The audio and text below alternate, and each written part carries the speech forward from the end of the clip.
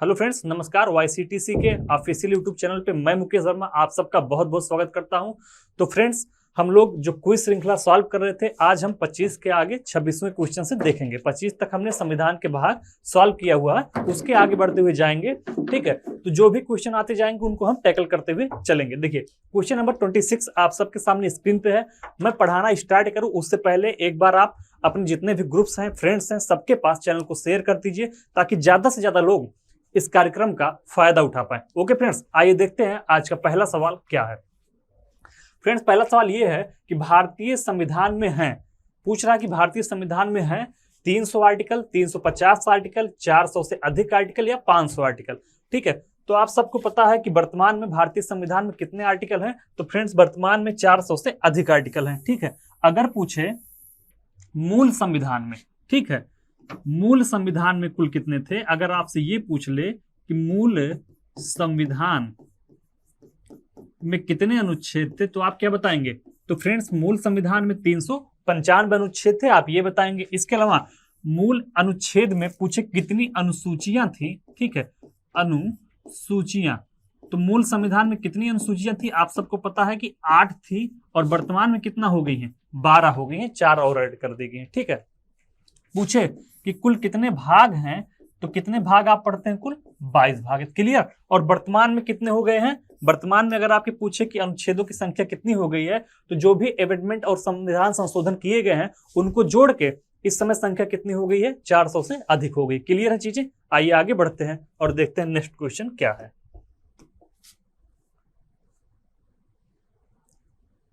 Friends, अगला question आप सबके सामने स्क्रीन पे है कि भारतीय संविधान में आरंभ में कितने अनुच्छेद थे। अभी मैंने इसको आपको बताया कि प्रारंभ में कितने अनुच्छेद थे, तो 395 थे। क्लियर है, ठीक है, इसके पहले ही बता चुका हूं। आइए आगे देखते हैं अगला क्वेश्चन क्या है। देखिए फ्रेंड्स, क्वेश्चन नंबर 28 आप सबके सामने स्क्रीन पे है कि भारत के संविधान का कौन सा अनुच्छेद विधायी कार्यों के न्यायिक पुनरावलोकन की शक्ति प्रदान करता है। ठीक है, विधायी कार्यों के न्यायिक पुनरावलोकन की शक्ति प्रदान करता है कौन सा अनुच्छेद। बहुत ही इंपॉर्टेंट सवाल है, उत्तराखंड पीसीएस 2006 में यह सवाल पूछा हुआ है। फिर से ध्यान से देखिए कि भारत के संविधान का कौन सा अनुच्छेद, ठीक है, पूछ रहा है कि कौन सा अनुच्छेद विधायी कार्यों के न्यायिक पुनरावलोकन, विधायी कार्यों का मतलब जो विधि संसद बनाता है उसके कार्यों से संबंधित पुनरावलोकन की शक्ति प्रदान करता है। तो आप सबको पता है कि ऑप्शन में क्या क्या दिया गया है। ऑप्शन नंबर ए दिया है अनुच्छेद 13, ऑप्शन नंबर बी दिया है कि अनुच्छेद 17, ऑप्शन नंबर सी दिया है कि अनुच्छेद 18, और ऑप्शन नंबर डी दिया है अनुच्छेद 245। तो 17 में आप सबको पता है कि क्या दिया गया है, 17 में अस्पृश्यता के बारे में दिया गया है, इसके उन्मूलन के बारे में दिया गया है। ठीक है, 17 में। 18 में क्या दिया गया है, तो 18 में उपाधियों का अंत दिया गया है। अनुच्छेद 18 की बात करें तो उपाधियों का अंत इसमें दिया गया है। क्लियर है चीजें। 243 में क्या दिया गया, 243 में संसद देश या किसी राज्य के लिए विधानसभा विधि बना सकती है, इस ये दिया गया 245 में। तो बचा क्या, अनुच्छेद 13। अनुच्छेद 13 में ही विधायिक कार्यों की न्यायिक पुनरावलोकन की शक्ति प्रदान की गई है। ठीक है, अनुच्छेद 13 में। क्लियर है चीजें। आइए आगे बढ़ते हैं और देखते हैं अगला सवाल क्या कह रहा है।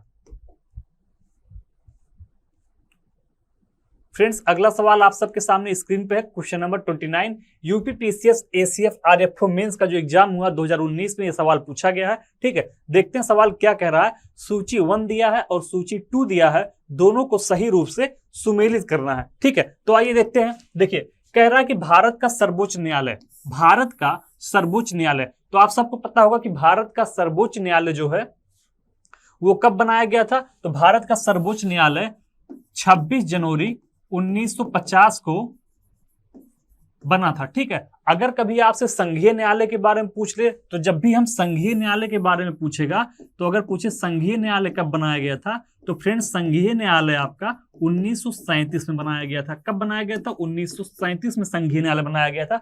किस एक्ट के द्वारा बनाया गया था ये पूछे, तो भारत शासन अधिनियम 1935 के द्वारा। किसके द्वारा, भारत शासन अधिनियम 1935। ठीक है, तो भारत शासन अधिनियम 1935 के द्वारा संघीय न्यायालय की स्थापना की गई थी? किस सन में किया गया? तो 1937 में किया गया था।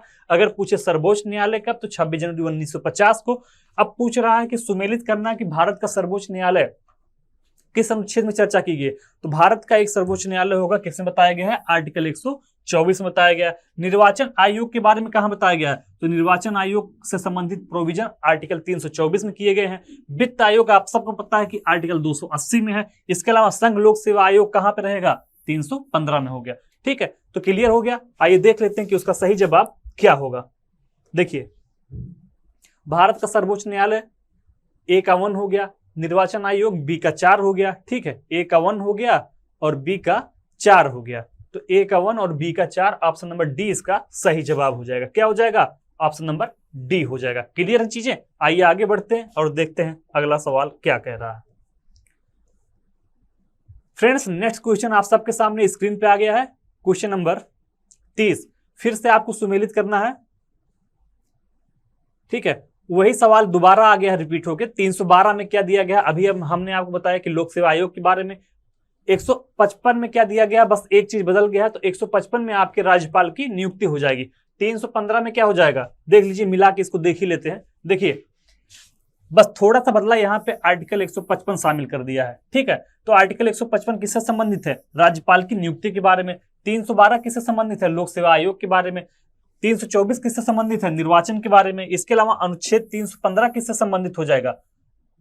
अनुच्छेद 315 आपका हो जाएगा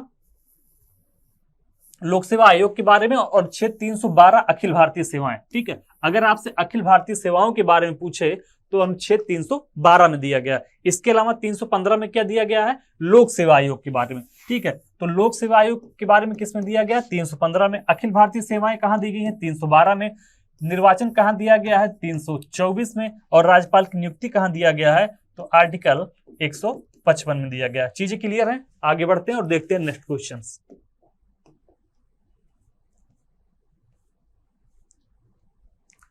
फ्रेंड्स, अगला क्वेश्चन आप सबके सामने स्क्रीन पे है, देखिएगा। क्वेश्चन नंबर 31 क्या कह रहा है? क्वेश्चन नंबर 31 कह रहा है कि नीचे 2 कथन दिए गए हैं, कथन और कारण, इसको ध्यान से पढ़िएगा। ठीक है, आइए देखते हैं क्या कह रहा है। फ्रेंड्स, कथन कह रहा है कि भारतीय संविधान का अनुच्छेद 30, ठीक है, भारतीय संविधान का अनुच्छेद 30 अल्पसंख्यक वर्ग शब्द को परिभाषित नहीं करता है। ठीक है, सही बात है कि परिभाषित नहीं करता। संविधान केवल भाषाई और धार्मिक अल्पसंख्यक वर्ग को मान्यता प्रदान करता है। ठीक है, तो दोनों कथन तो सही हैं, लेकिन तो ये अगर पूछेगा कि कथन की व्याख्या हो रहा है तो नहीं हो रहा। ठीक है, कथन ए भी सही है और कारण भी सही है, किंतु व्याख्या नहीं करता। जैसा आप सबको पता है कि अनुच्छेद 30 में जो अल्पसंख्यक शब्द का प्रयोग किया गया है, अल्पसंख्यक शब्द का प्रयोग किया गया है, उसमें केवल और केवल भाषाई और धार्मिक, इन्हीं 2 आधारों पे अल्पसंख्यक शब्दों को परिभाषित किया गया है। ठीक है, बाकी कोई अलग से परिभाषा नहीं दी गई। क्लियर है? तो कथन भी सही है और कारण भी सही है, लेकिन व्याख्या नहीं करता। तो देख लीजिए उसका उत्तर क्या सही हो जाएगा। देखिए, पहला कह रहा है कि कथन और कारण दोनों सही हैं और कारण कथन की सही व्याख्या करता है। दूसरा कह रहा है आपका कि ए तथा आर दोनों सही है परंतु व्याख्या नहीं करता, तो ऑप्शन नंबर बी ही इसका सही हो जाएगा। क्लियर चीजें? आइए आगे बढ़ते हैं और देखते हैं अगला सवाल।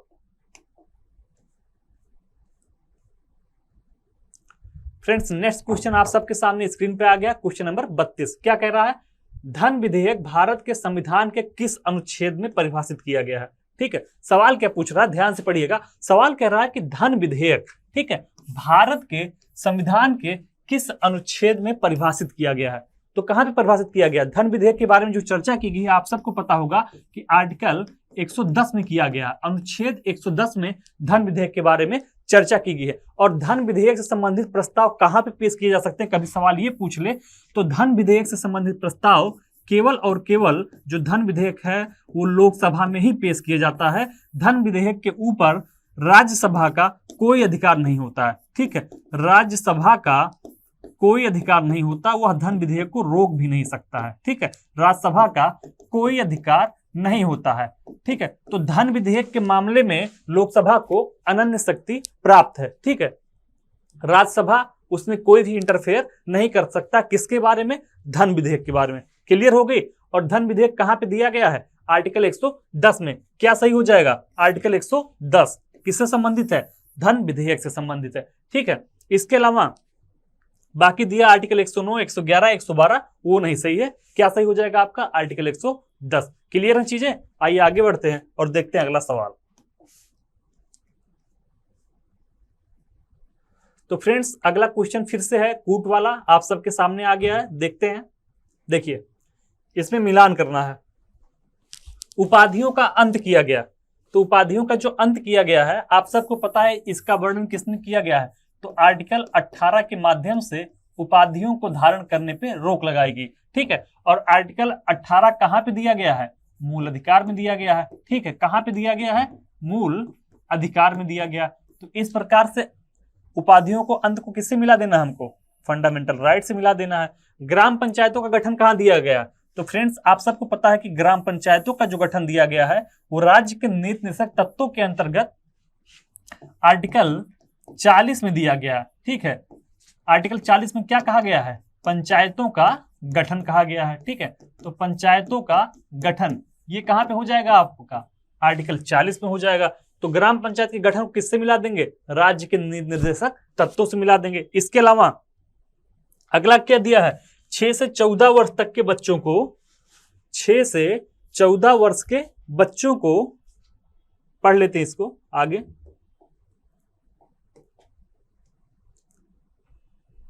अगला दिया आपका कि 6 से 14 वर्ष के बालक के लिए शिक्षा के अवसर प्रदान करना। ठीक है, शिक्षा के अवसर प्रदान करना। तो शिक्षा के अवसर प्रदान करना ये किस में हो जाएगा? देखिए ए का हो गया उपाधियों का अंत किया गया है, तो मूल अधिकार में ही दिया गया उपाधियों के अंत के बारे में। ठीक है, अगर इंडिया अर्थात भारत राज्यों का संघ होगा तो किससे संबंधित है? संघ और उसका राज्य क्षेत्र से संबंधित हो जाएगा। इसके अलावा फंडामेंटल राइट क्या हो गया? फंडामेंटल राइट के अंतर्गत आपका उपाधियों का अंत हो गया, और 6 से 14 वर्ष के बालक को जो शिक्षा प्रदान करना है इसको किसमें शामिल किया गया था? मौलिक कर्तव्य में शामिल किया गया है। ठीक है, ठीक है, कब शामिल किया गया? तो 86वां संविधान संशोधन, 86वां संविधान संशोधन जो किया गया था, कब किया गया था? 2002 में। तो इसके द्वारा मौलिक कर्तव्यों में एक मौलिक कर्तव्य और जोड़ दिया गया, और कुल संख्या कितनी होगी? 11। इसके पहले कितने था? 10। तो 11वां यही जोड़ा गया कि 6 से 14 वर्ष के बच्चों को शिक्षा प्रदान किया जाएगा, ये माता पिता का कर्तव्य होगा। क्लियर होगी चीजें? आइए आगे बढ़ते हैं और देखते हैं अगला सवाल क्या कह रहा है। फ्रेंड्स अगला सवाल आप सबके सामने स्क्रीन पे क्वेश्चन नंबर 34 क्या कह रहा है कि निम्नलिखित में से कौन सा युग्म सही सुमेलित नहीं है? ठीक है, कह रहा है कि निम्नलिखित में से कौन सा युग्म सही सुमेलित नहीं है। आइए देखते हैं। देखिए पहला दिया है आपका मानव के दुर्व्यापार और बलात् श्रम पर रोक लगाता है, अनुच्छेद 24। ठीक है, अनुच्छेद 24 में क्या दिया गया है? अनुच्छेद 24 में 14 वर्ष से बच्चों के कारखानों में काम करने पे रोक लगाई गई है। ठीक है, कारखानों में काम करने पे रोक लगाई गई है 14 वर्ष से कम आयु के बच्चों को। ठीक है, मानव के दुर्व्यापार और बलात् श्रम की बात किसमें किया गया है? आर्टिकल 23 में किया गया है। ठीक है, तो मानव दुर्व्यापार एवं बलात् श्रम कहां पे है? आर्टिकल 23 में। और 24 में क्या है कि कारखानों में 14 वर्ष से बच्चों को काम नहीं किया जाएगा, तो बच्चों संबंधी जो शोषण है वो 24 में दिया गया है। सॉरी, ठीक है, 24 में। 23 में क्या दिया गया है? 23 में आपको बताया कि बलात् श्रम के बारे में दिया गया। इसके अलावा आर्टिकल 22 गैर कानूनी निरोध से संरक्षण प्रदान करता है, ये चीज एकदम सही है। प्राथमिक शिक्षा का अधिकार कहां दिया गया है? अनुच्छेद 21A में दिया गया। कब शामिल किया गया? तो 86वें संविधान संशोधन के द्वारा इसको शामिल किया गया। 86वां संविधान संशोधन के द्वारा मूल अधिकार में अनुच्छेद 21A को शामिल किया गया, जिसके साथ शिक्षा के अधिकार को शामिल किया गया। अनुच्छेद 21A को शामिल किया गया था। ठीक है, लोक नियोजन में समानता कहां पे है? अनुच्छेद 16 में है। ठीक है, तो लोक नियोजन में समानता अनुच्छेद 16 में, तो ये बाकी तीनों सही थे और यही पहला वाला ऑप्शन गलत था। ठीक है, बलात् श्रम 24 में नहीं बल्कि किसमें है? आर्टिकल 23 में है। चीजें क्लियर हो रही हैं? आइए आगे बढ़ते हैं और देखते हैं अगला सवाल क्या कह रहा है। फ्रेंड्स नेक्स्ट क्वेश्चन आप सबका स्क्रीन पे क्वेश्चन नंबर 35 क्या कह रहा है कि निम्नलिखित युग्मों में से कौन सा सही सुमेलित नहीं है? ठीक है, तो आइए देख लेते हैं कि कौन सा सही सुमेलित नहीं है। देखिए पहला ऑप्शन कह रहा है कि अनुच्छेद 54 राष्ट्रपति का निर्वाचन से संबंधित है, तो ये तो सही लग रहा है। ठीक है, अनुच्छेद 55 राष्ट्रपति के निर्वाचन की रीति से संबंधित है, ये भी सही है। तो देखिए अगर पूछे आर्टिकल 54 में क्या है, तो फ्रेंड्स आर्टिकल 54 में आपका राष्ट्रपति का निर्वाचन दिया गया है। ठीक है, कभी आपसे आए कि राष्ट्रपति का निर्वाचन कहां पे है, तो राष्ट्रपति का निर्वाचन किसमें हो जाएगा, आर्टिकल 54 में हो जाएगा। 55 में क्या हो जाएगा, तो आर्टिकल 55 में आपका राष्ट्रपति के निर्वाचन की रीति बताई गई है कि किस तरह से राष्ट्रपति का निर्वाचन किया जाएगा। ये कहां पे आपका हो गया, 35 में हो गया। इसके अलावा आर्टिकल 60 कह रहा है कि राष्ट्रपति पर महाभियोग चलाने की प्रक्रिया, आर्टिकल 60 क्या कह रहा, राष्ट्रपति पर महाभियोग चलाने की प्रक्रिया, जबकि आपको सबको पता है कि महाभियोग की प्रक्रिया किस अनुच्छेद में दी गई है, आर्टिकल 61 में दिया गया। ठीक है, तो आर्टिकल 61 में राष्ट्रपति पर महाभियोग चलाने के बारे में बताया गया है, राष्ट्रपति पर महाभियोग। ठीक है, तो राष्ट्रपति पर महाभियोग चलाने की प्रक्रिया किसमें दिया गया है, आर्टिकल 61 में दिया गया है, ना कि आर्टिकल 60 में। इसके अलावा आर्टिकल 123 किससे संबंधित है, राष्ट्रपति के द्वारा जो अध्यादेश जारी किया जाता है वो 123 से संबंधित है। तो ये भी सही है, ये भी सही है, डी भी सही है। क्या गलत हो जाएगा, सी, अनुच्छेद 60 दिया है वो अनुच्छेद 61 होगा। तो राष्ट्रपति के महाभियोग के बारे में चर्चा कहां की गई है, अनुच्छेद 61 में। बाकी चीजें इसमें हम डिटेल से बाद में जब क्लास लेंगे तो पढ़ेंगे। ठीक है, आइए आगे देखते हैं। फ्रेंड्स अगला क्वेश्चन आप सबके सामने स्क्रीन पे है, क्वेश्चन नंबर 36 भी मिलाने के लिए ही कह रहा है। ठीक है, तो आइए देखते हैं। देखिए आर्टिकल 61 आ गया, अभी हमने किया था। अनुच्छेद 61 किससे संबंधित है, तो राष्ट्रपति पर महाभियोग से संबंधित है। क्लियर हो गया चीज। आर्टिकल 67 खा कह रहा किससे संबंधित है। ठीक है, अनुच्छेद 54 किससे संबंधित है, तो अनुच्छेद 94 आपका राज्यसभा के उपसभापति को हटाने से संबंधित है। ठीक है, इसके अलावा 67 खा किससे संबंधित होगा, तो 67 खा जहां तक मुझे लग रहा है आपका राज्यपाल से संबंधित होना चाहिए। ठीक है, आइए देखते हैं कि 67 खा किससे संबंधित है। 67 खा आपका उपराष्ट्रपति को हटाना। ठीक है, 67 खा आपका उपराष्ट्रपति को हटाने से संबंधित, किससे संबंधित है, उपराष्ट्रपति को हटाने से। 94 बता ही दिया आपको किससे संबंधित है, स्पीकर को हटाने से। 94 के अंतर्गत स्पीकर को हटाया जाता है, और आर्टिकल 90 के अंतर्गत किसको हटाना है, उपसभापति को हटाना है। ठीक है, तो फिर से देख लीजिएगा, 90 में आपका उपसभापति को हटाना है। आर्टिकल 90 किसको हटाना, उपसभापति। कहां के उपसभापति, राज्यसभा के उपसभापति को हटाना। ठीक है, ये कहां पे, 90 में।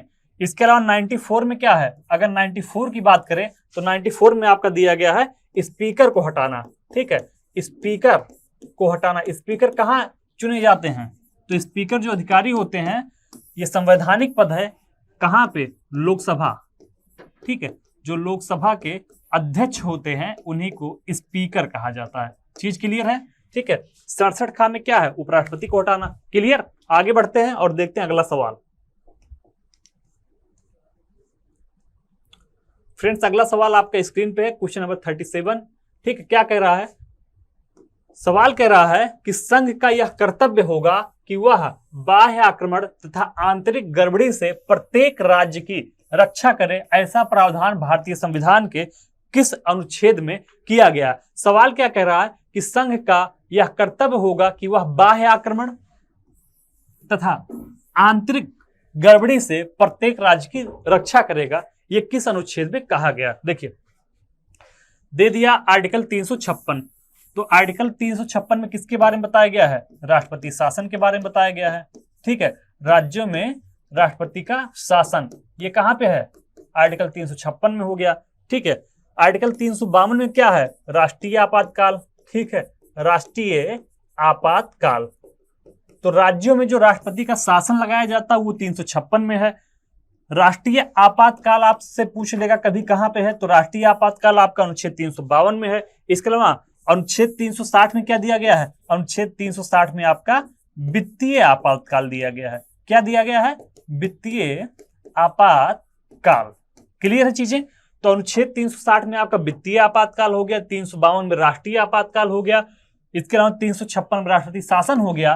तो संघ का यह कर्तव्य होगा कि वह बाह्य आक्रमण तथा आंतरिक गड़बड़ी से प्रत्येक राज्य की रक्षा करेगा। यह किसमें दिया गया है, आर्टिकल 355 में दिया गया है। क्लियर है चीजें, आगे बढ़ें।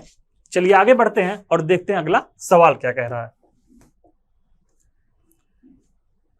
फ्रेंड्स नेक्स्ट क्वेश्चन आप सबके सामने है, question number 38।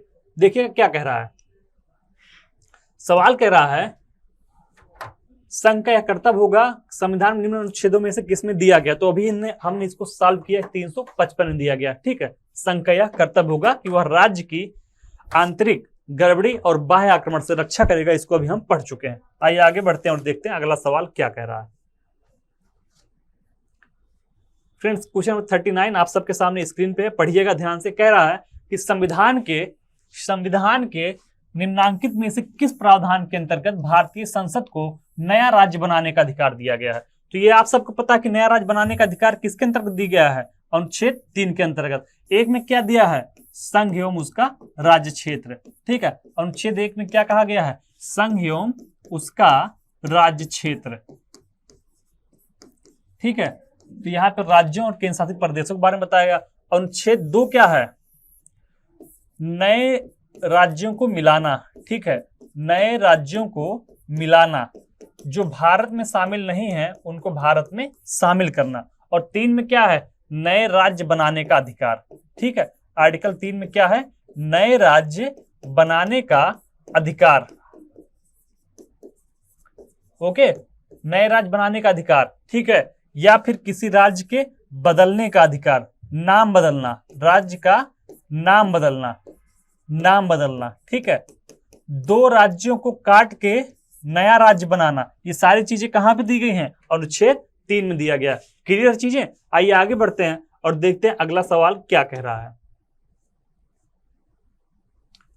Friends question number 40 आप सबके सामने स्क्रीन पे है, पढ़िएगा ध्यान से। कहां पे पूछा गया ये भी देख लीजिए। यूपी पीसीएस प्री जीएस में 2004 में ये सवाल पूछा हुआ। सवाल क्या कर रहा है दोस्तों, सवाल कर रहा है कि भारतीय संविधान की प्रस्तावना में प्रयुक्त समाजवाद शब्द को निम्नांकित किस अनुच्छेद के साथ पढ़ने से सर्वोच्च न्यायालय को समान कार्य के लिए समान वेतन का मौलिक अधिकार देता है। तो आप सबको पता है कि समान कार्य के लिए समान वेतन किस आर्टिकल में इसकी चर्चा की गई है। अगर कभी पूछे कि समान आय के लिए समान कार्य के लिए समान वेतन, ठीक है, ये देखिए समान कार्य के लिए समान वेतन एक मौलिक अधिकार है। किसको किसको पढ़ने पे, तो आप सबको पता है कि समान कार्य के लिए समान वेतन की व्यवस्था तो निर्देशक तत्वों में की गई है। कहां पे की गई है, नीति निर्देशक तत्व। ठीक है, डीपीएसपी में इसके बारे में चर्चा की गई है। किस अनुच्छेद में किया गया है, तो आर्टिकल 39D में समान कार्य के लिए समान वेतन के बारे में चर्चा की गई है। आप सबको पता है 14 में क्या दिया गया है, विधियों के समान संरक्षण के बारे में 14 में चर्चा की गई है। 14 एवं 15 को मिला के पढ़ने पे नहीं, 14, 15, 16 को पढ़ा के नहीं, ये तीनों नहीं होगा।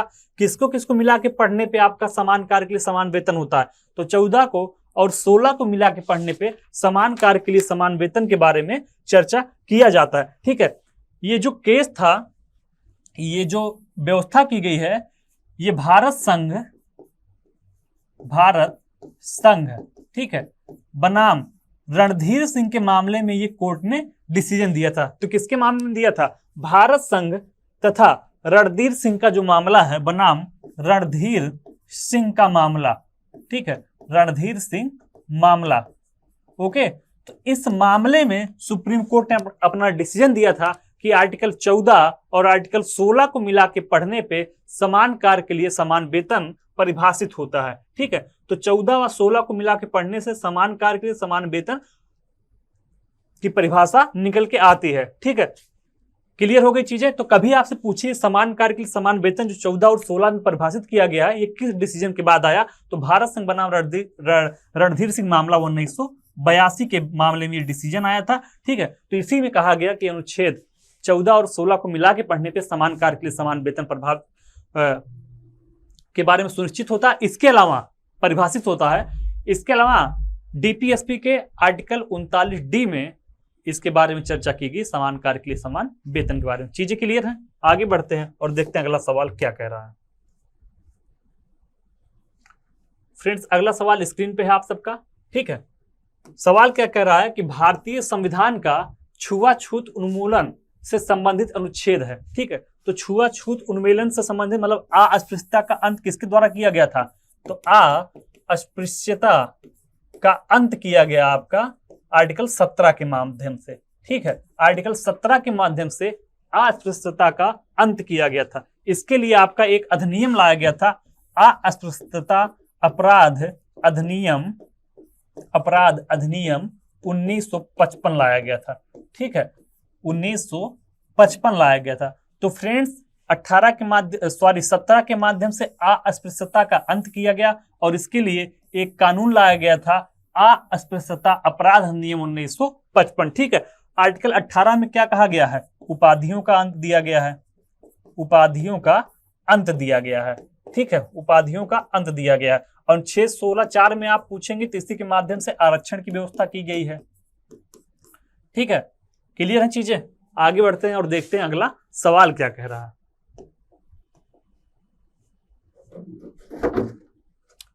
फ्रेंड्स क्वेश्चन नंबर 42 आप सबके सामने स्क्रीन पे है कि भारतीय संविधान के अनुच्छेद 17 का संबंध किससे है। ठीक है, देखिए कितनी बार पूछा गया सवाल है। एमपी पीसीएस प्री में पूछा है, पीसीएस आरओ एग्जाम 2017 में पूछा है।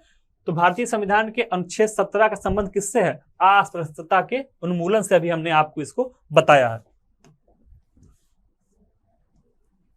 फ्रेंड्स आगे बढ़ते हैं और देखते हैं अगला सवाल क्या कह रहा है। ठीक है, भारतीय संविधान के निम्नलिखित अनुच्छेदों में से कौन विधायन सत्ता पर पूर्ण नियंत्रण लगाता है? ठीक है, कौन विधायन सत्ता पे पूर्ण नियंत्रण लगाता है?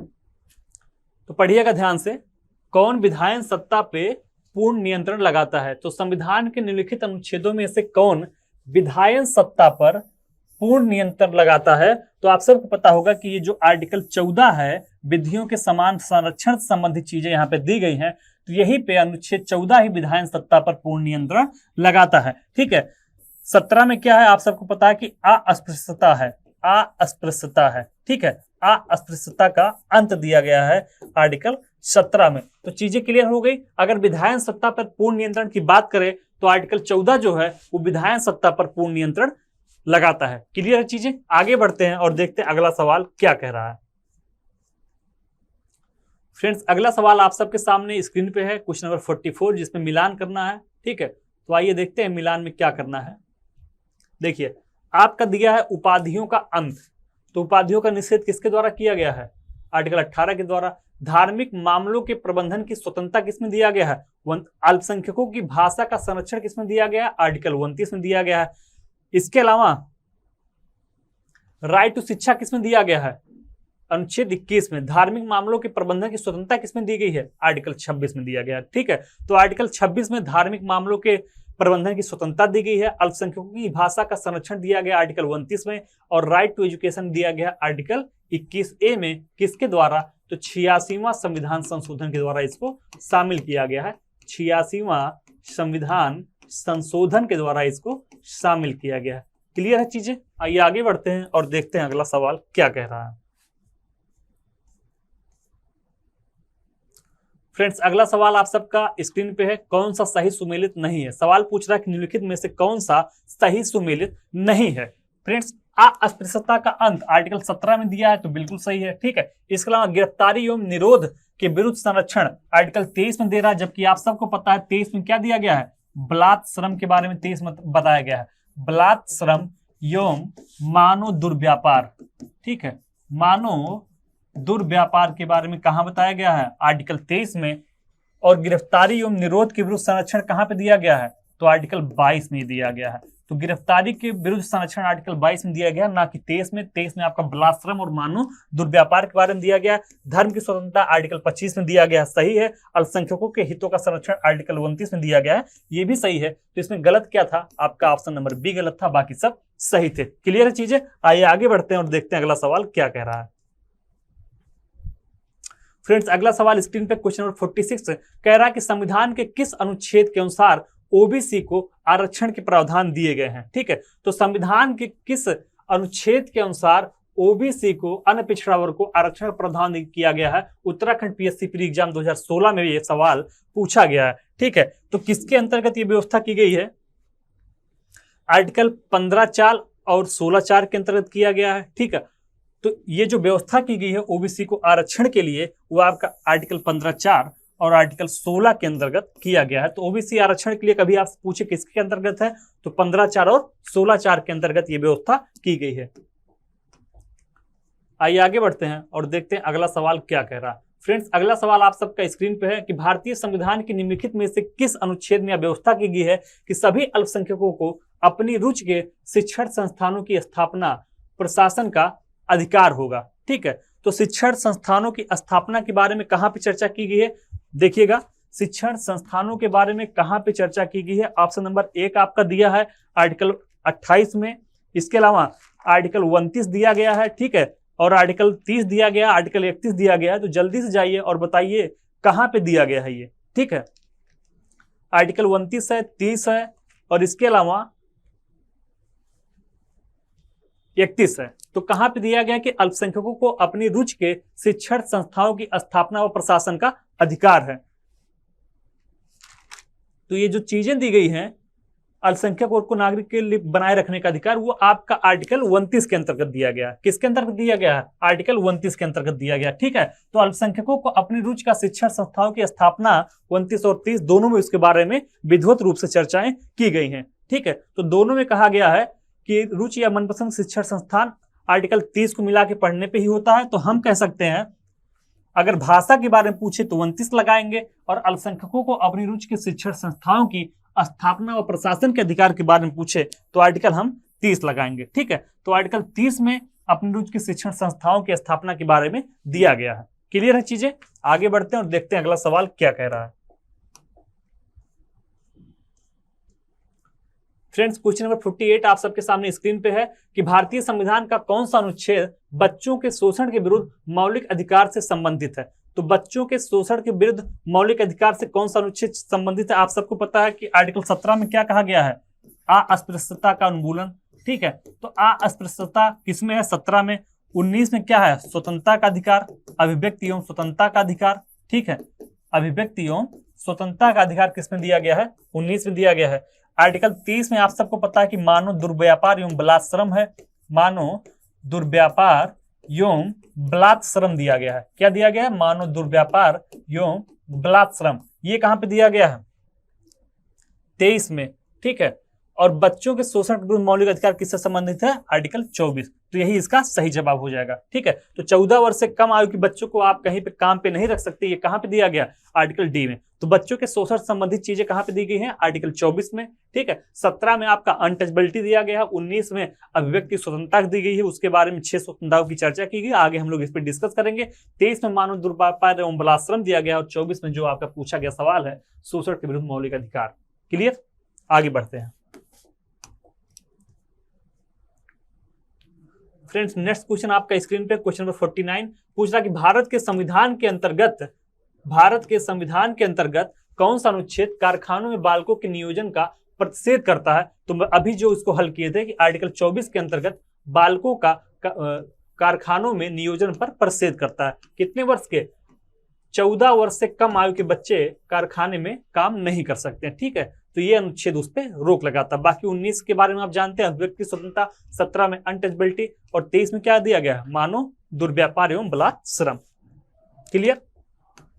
आगे बढ़ते हैं और देखते हैं अगला सवाल क्या कह रहा है। फ्रेंड्स अगला सवाल क्वेश्चन नंबर 50 आपका स्क्रीन पे है। ठीक है, 50 नंबर सवाल क्या कह रहा है? क्वेश्चन नंबर 50 आप कह रहा है कि भारतीय संविधान के किस अनुच्छेद में भाषण एवं अभिव्यक्ति की स्वतंत्रता के मूल अधिकार का प्रावधान किया गया। तो अभी हमने इस पे भी चर्चा किया था कि भाषण एवं अभिव्यक्ति का अधिकार आपको किसमें दिया गया है? आर्टिकल 19 में दिया गया है। ठीक है, आर्टिकल 19 में दिया गया है। 21 में क्या है? 21 में आपका जीवन का अधिकार दिया गया है, जीवन का अधिकार दिया गया है। और गिरफ्तारी के विरुद्ध संरक्षण कहां दिया गया है? आपका 22 में दिया गया। चीजें क्लियर हो गई? तो कहां पे दिया गया है अभिव्यक्ति की स्वतंत्रता का अधिकार? आपका आर्टिकल नंबर 19 में दिया गया है। ठीक है, तो इधर हमने 50 सवाल सॉल्व कर लिया है।